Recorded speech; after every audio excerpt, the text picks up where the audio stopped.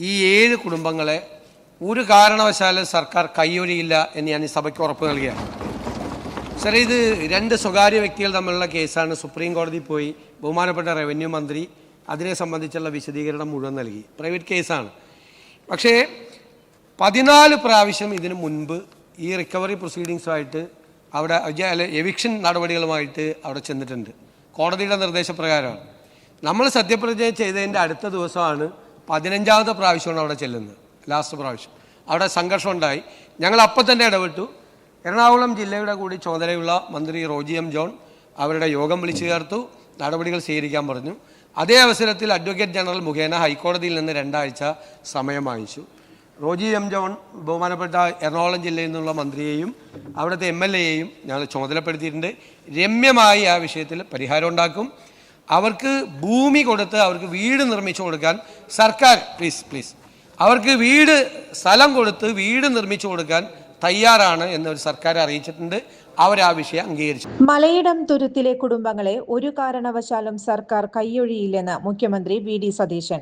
വിഷയം രമ്യമായി പരിഹരിക്കും. സ്ഥലം കൊടുത്ത് വീട് നിർമ്മിച്ചു നൽകാൻ സർക്കാർ തയ്യാറാണെന്ന് അറിയിച്ചിട്ടുണ്ട്. താമസക്കാർ സമ്മതം അറിയിച്ചിട്ടുണ്ടെന്നും മുഖ്യമന്ത്രി സഭയിൽ വ്യക്തമാക്കി. കുന്നത്തുനാട് MLA VP സജീന്ദ്രനാണ് മലയിടം തുരുത്ത് കുടിയൊഴിപ്പിക്കൽ സംബന്ധിച്ച് ശ്രദ്ധ ക്ഷണിക്കൽ അവതരിപ്പിച്ചത്. വിഷയം എത്രയും വേഗം പരിഹരിക്കണമെന്ന് ആവശ്യം. സ്ഥല ഉടമ സഹകരിച്ചാൽ രമ്യമായി പരിഹരിക്കാൻ കഴിയുമെന്ന് പ്രതീക്ഷയെന്നും അദ്ദേഹം അറിയിച്ചു.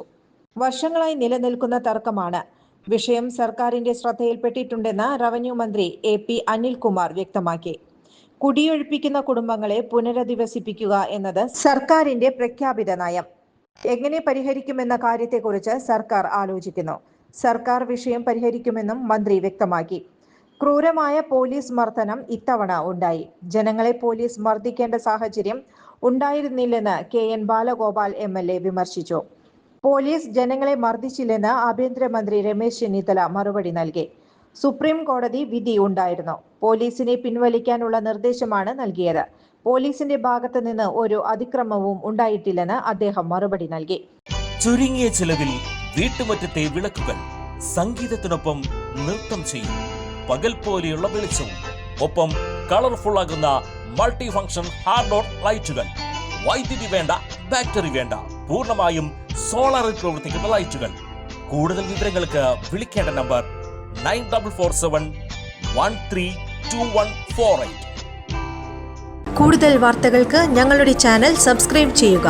ഫേസ്ബുക്ക് ഫോളോ അപ്പ് ചെയ്യുക. വാർത്തകൾ വേഗത്തിലറിയാൻ Anytime News.